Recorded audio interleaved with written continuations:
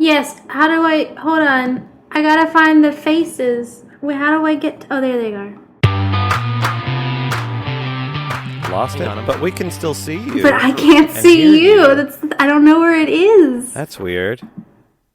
I don't... Oh, like you can't find the window. Yeah, I can't find the window of the Hangout. And my Gmail is up. I can't find it. Where did it go? It went full screen. He's frozen. Come into the light, Carol Ann. Caroline. It's so warm in the light. or cold, I can't remember. I don't know. Jef is frozen on screen though. This like cool little doodly-da kind of thing.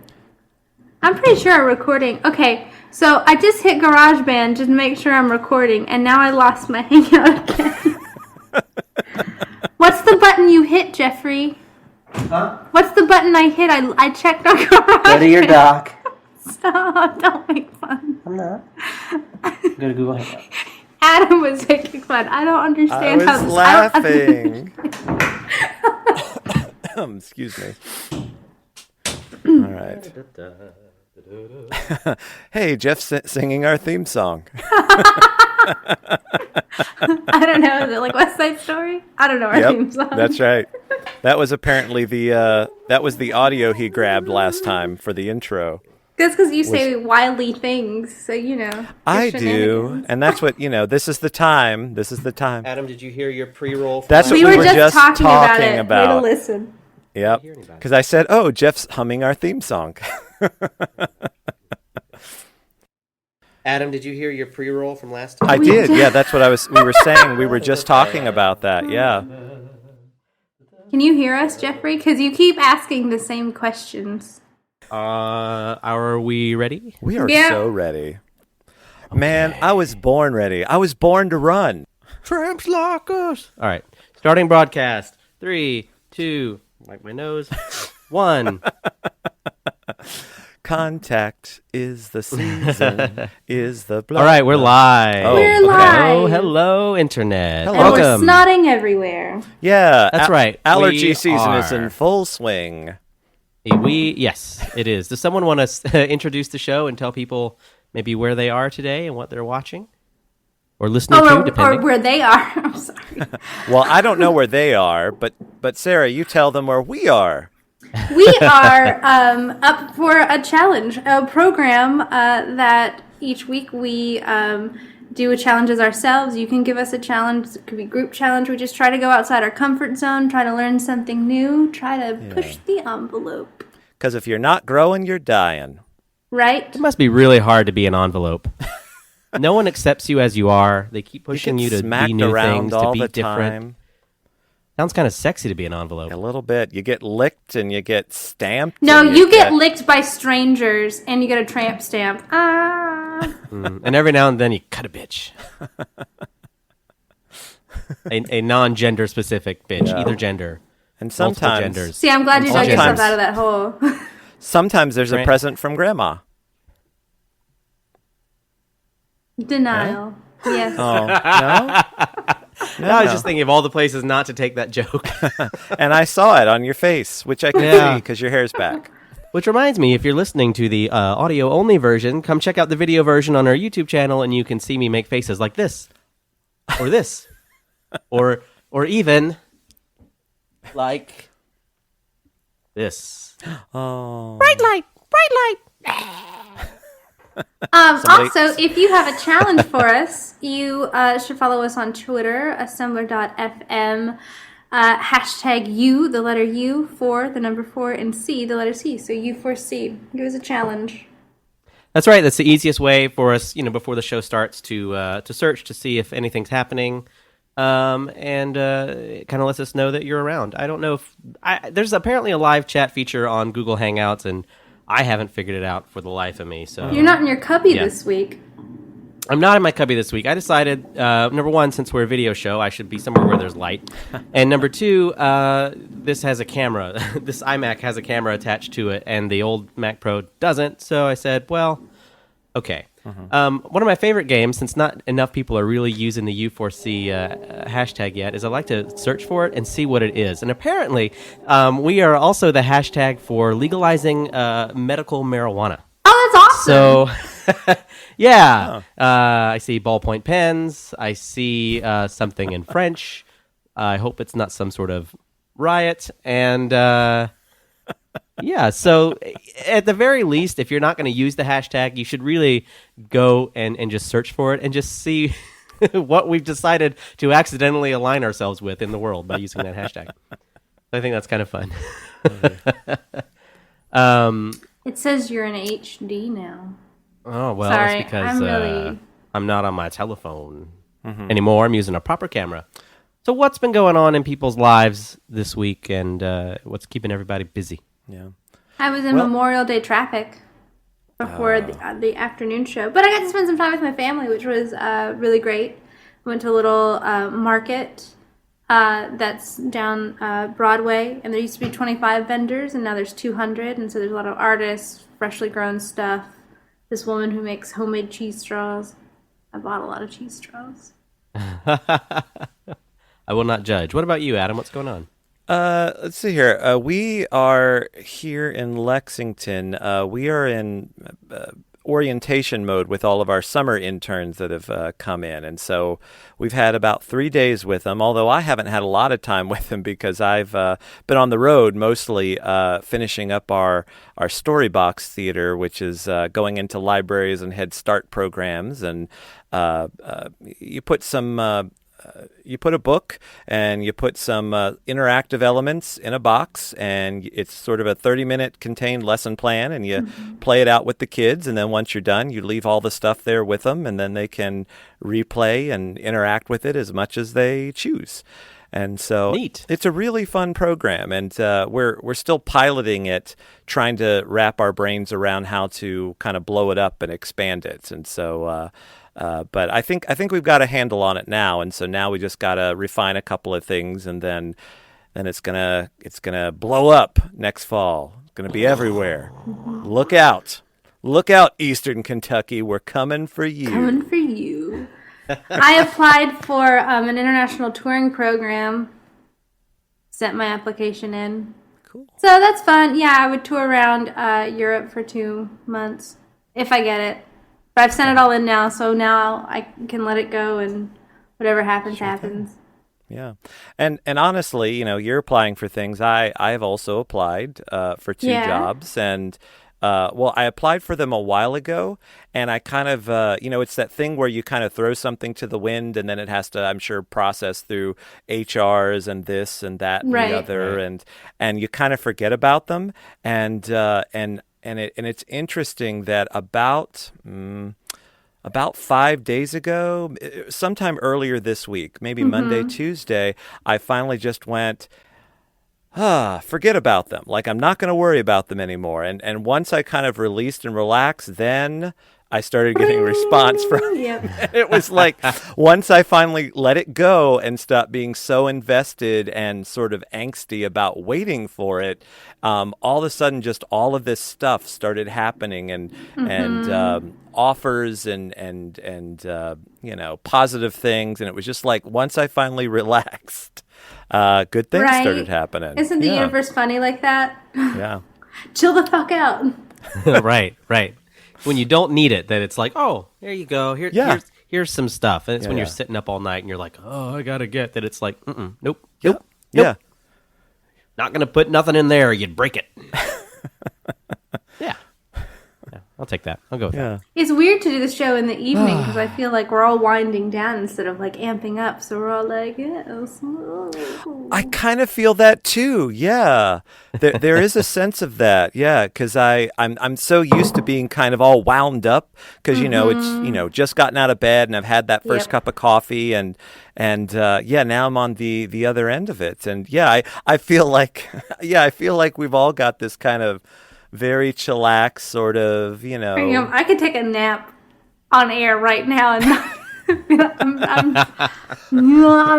hold on. That's making exciting radio programming, everyone. When we can all this go show to brought sleep. to you by sound effects by Sara and Jef and Adam. Cool.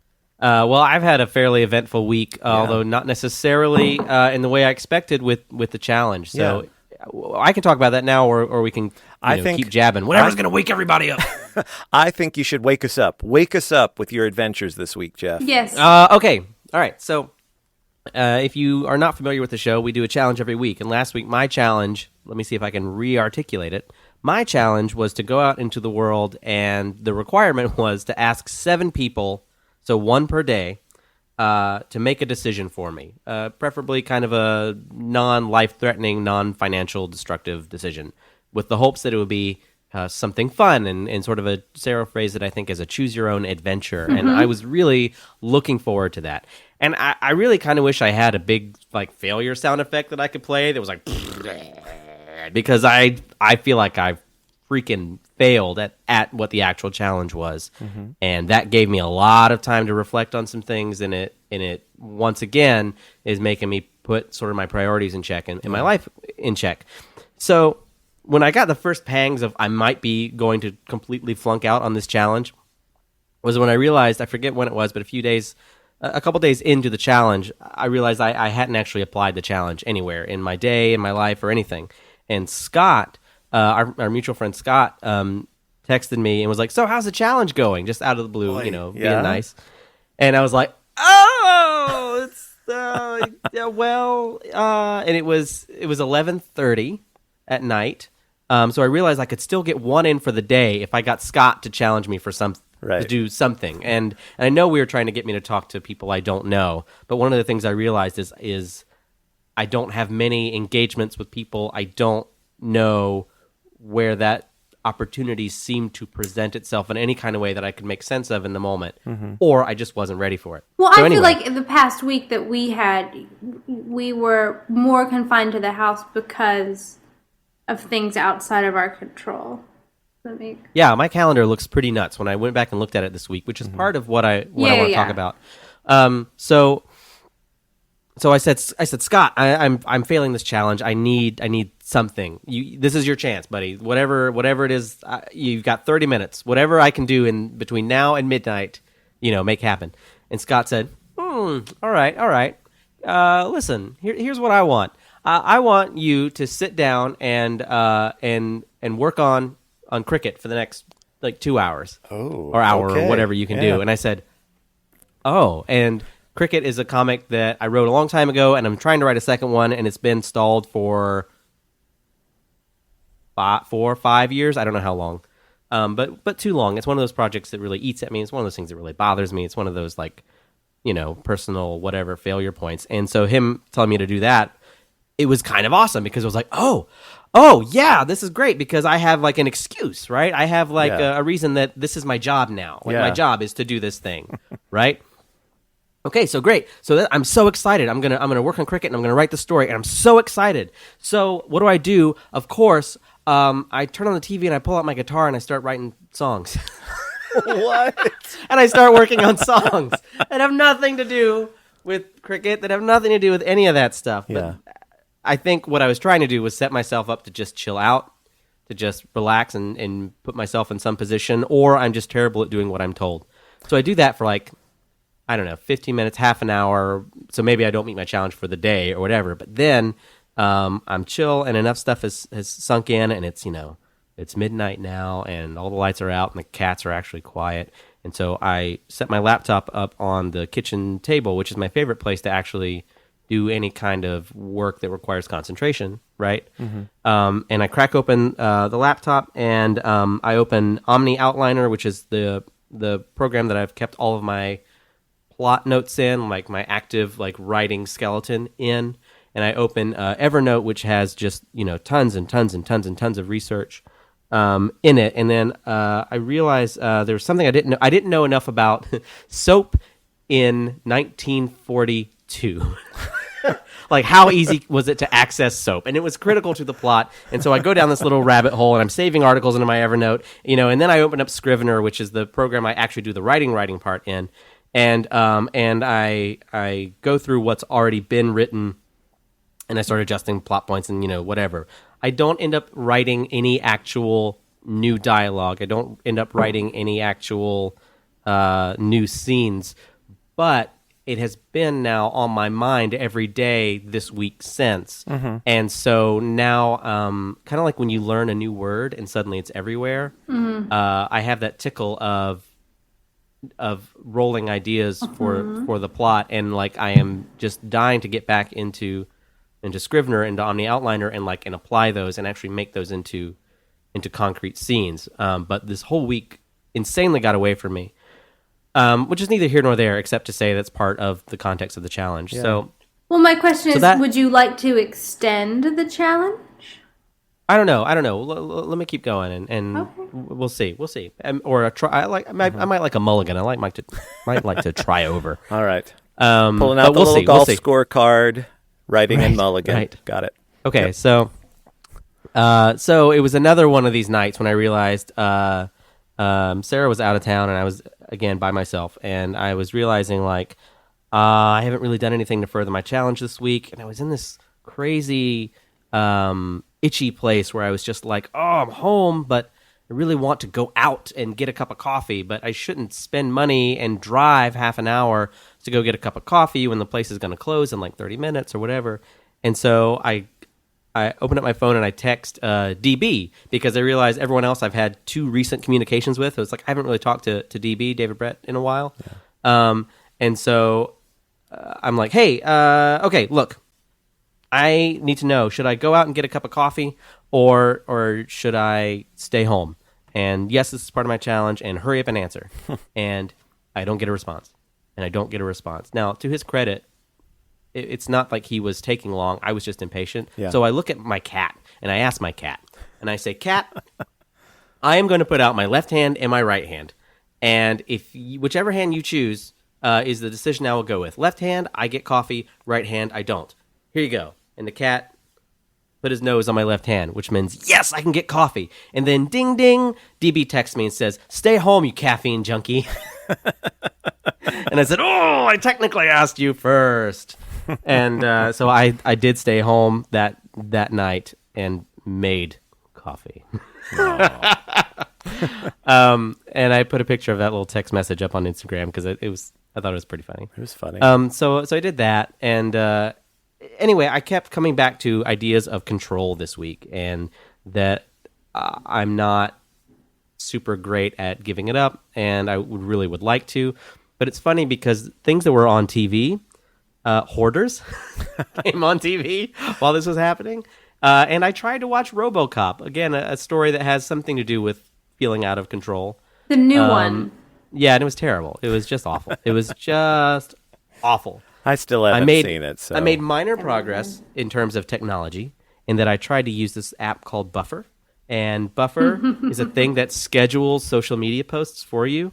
Yeah. It's kind of like Hootsuite, which will do the same thing, except Buffer, you don't choose the time. Buffer will choose it for you. So I let go a little bit there. But that's a cop-out. And I'm disappointed because my challenge literally had the word adventure in it, and I feel like I didn't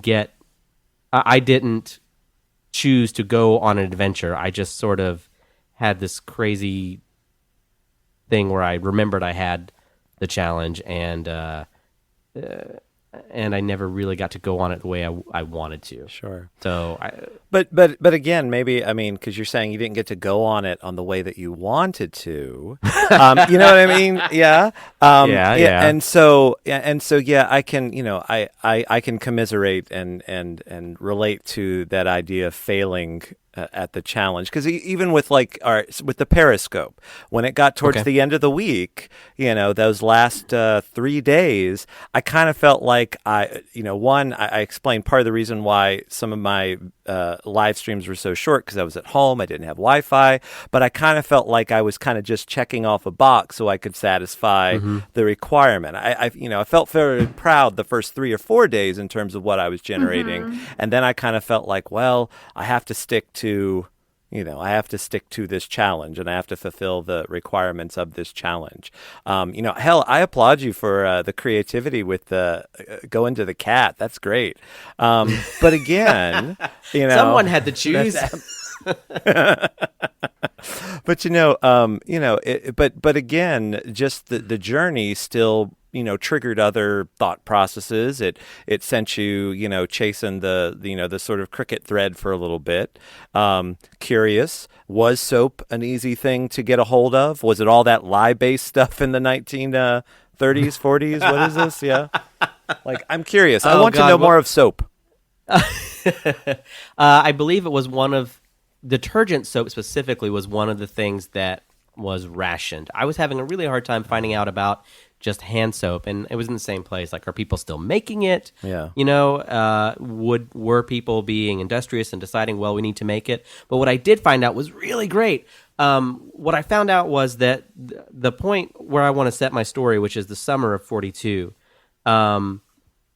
versus the point where the last story was, which was in the end of the year of 1941, before Pearl Harbor. What I hadn't understood emotionally was how Pearl Harbor had changed everything so drastically. I mean, yes, it's the thing that got us in the war. Yes, we all know the intellectual, historical stuff.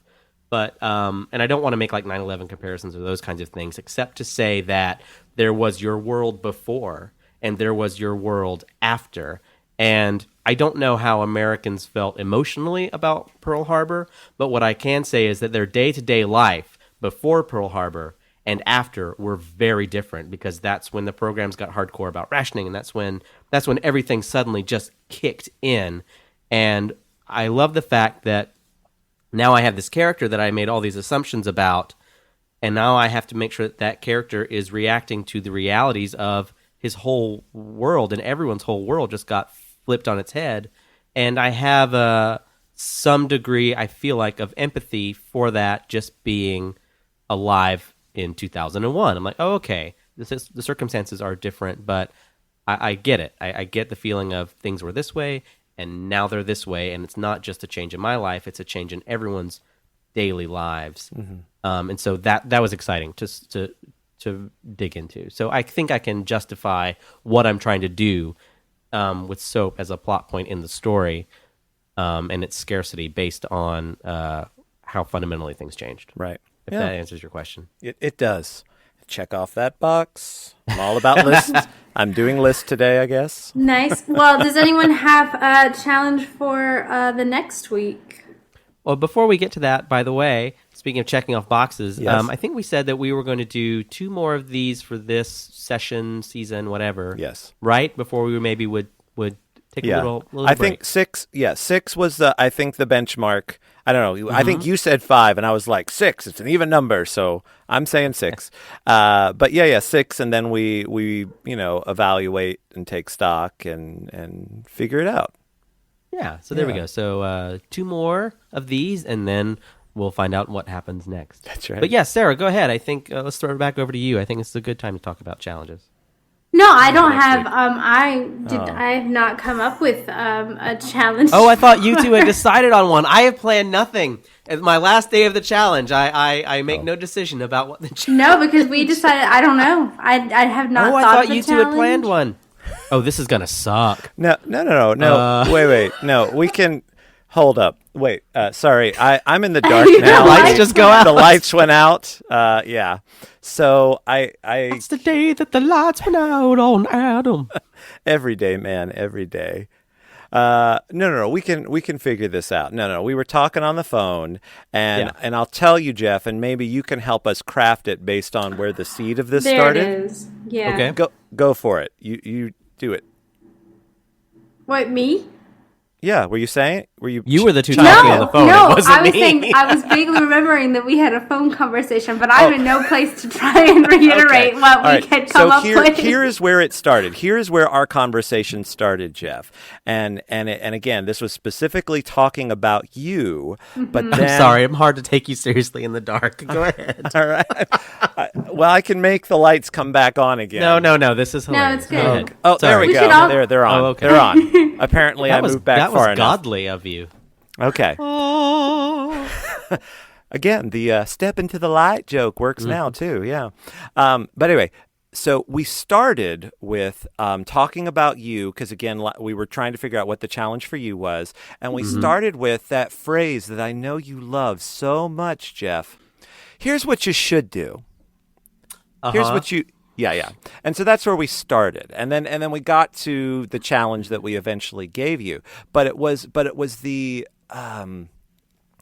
I don't know. It was the contrast, or it was and I'm losing the words now because I didn't review before we came back, but it's the difference between what you should do and what you must do. And I think the difference is the should is always coming from an external source. You know, it's somebody offering advice, whether it's wanted or unwanted. It's a parent, it's a teacher. Here's what you should do to be successful at this, as opposed to the must is something that comes from within. It's internally driven, right? And so I don't know. So there was this sort of philosophical debate in my brain that didn't get beyond the should and the must. And again, I couldn't quite figure out how to craft that into a challenge. But that's where I landed. We were talking about how in everyday ways that we could give up control of something. Like when we could all say, all right, I'm not gonna lead this time, or because I feel like, I don't know, we have this conversation a lot of, you know what you should do, on both sides, and it's funny when we call each other out on it, but I feel like people who are saying, you know what you should do, are always coming from a place of trying to help in a way, and they don't necessarily, even if like their help isn't wanted, you know what I mean? But I feel like, what happens if you do it their way? Just if you say, okay. Well, let me tell you what you should do. Well, that's what we asked, Jeff, is what we should do, and then you said you didn't think of anything. So, well, I wonder if there's a way to try a not offering advice. I don't know if this is a problem for anybody besides me, but just listening to somebody, and then rather than offering a suggestion of how to help someone, do something else. Okay. Well, so then instead of offering advice, you ask them what they want? I don't think we ask them. I think we just listen. And maybe and then to initiate whatever that next part of the exchange is, I have a friend, and the lights just went out again. I have a friend that always prefaces opinions and offers of advice with, I have an opinion if you'd like to hear it. Right? So we could try that. Yeah. So the challenge is for all of us to listen more than we talk. And if it's a situation where somebody is talking to us in a way that it sounds like they might be soliciting advice or how to do something, I think we couch it and preface it with that I have an opinion, or I have an answer if you'd like to hear it. Yeah. Okay, this is good. So just to constrain it a little bit more. So number one, if someone approaches you with a problem, cannot give advice first, cannot offer what you should do. You just sit there and listen, and then when they're done, we can say, if you actually have an opinion, I have an opinion. Yeah. Would you like to hear it? And then we see what happens. Yeah. Well, I'm already one step ahead. Yes, because I did that today. Yes. Yeah. And actually, I should tell this story real quick. Yeah. I was working with a client today. And it's a great client, but sometimes this client's very particular when they work with artists. They get a little project managery and a little telling them how to solve the problem, right? I need this, this, and this, and you should do it this way, this way, this way. And today, and he was having difficulties with an artist, and today I said, I have an opinion. Are you open to hearing an opinion about this? And he said, yes. And I said, okay, well, I think, you should blah, blah, blah. You should let artists be a little more free to come up with their own solutions. I equated it to a costumer. When a costumer gives you a sheet and says, please just tell us the problem, don't tell us how to fix it, right? And I said, because he actually ended up saying something about this, that, and the other. And I told her to just do this, this, and this. And I said, well, why don't we let her come up with a solution? Because, and I knew a little bit more about the software this artist was using than the client did. I said, because the solution you proposed is impossible in the software that your artist is using. And he went, oh. I went, yeah. So Yeah. maybe we can try that. And it was a little uncomfortable, but it went well. And I think it went a lot better because I wasn't like, hey, now listen, I got to tell you what you're doing wrong. Yeah. It's going to be this. And so I think that's why it went well. Yeah. Okay, so this is kind of a soft social skills challenge, but I think we can do it. Yeah. Be aware. Listen more. Be aware. Talk less. You are now watching or listening to the Zen Stuff podcast, where we do Zen stuff, like listen. It's going to make for a really interesting podcast then next week if we I'm just just gonna nod listen. my head more. If we listen more. Keep nodding. This is next week's show. The occasional cat in the background. That's right. I have a sign off if you would like to hear it. I would. Lay it on us, Jeff.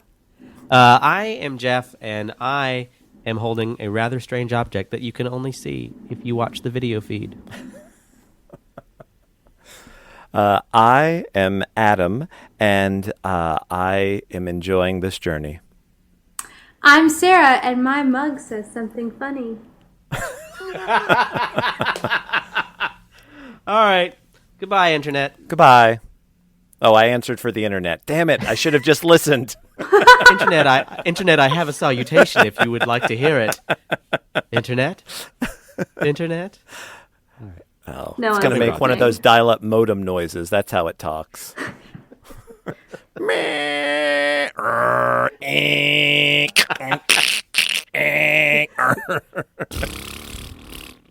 Are you just gonna make fart noises now? Is this what our shows become? Gassy. Time to say goodbye. Bye. Bye. Goodbye. All right, we're off. Oh, that's funny. Okay, we can all stop rolling on post in 3. Hold on. 2. Hold on. Oh, I'm waiting. Starting over. My thing's not coming up. Let's go down. No, Go down. The icons aren't coming up. I don't know. Put your mouse to the bottom of the dock. Yes, I was doing that and they weren't coming up. I had to hit escape. Control I figured left. it out. Don't worry. Okay. All right, I'm ready now. All right. 3, 2, 1.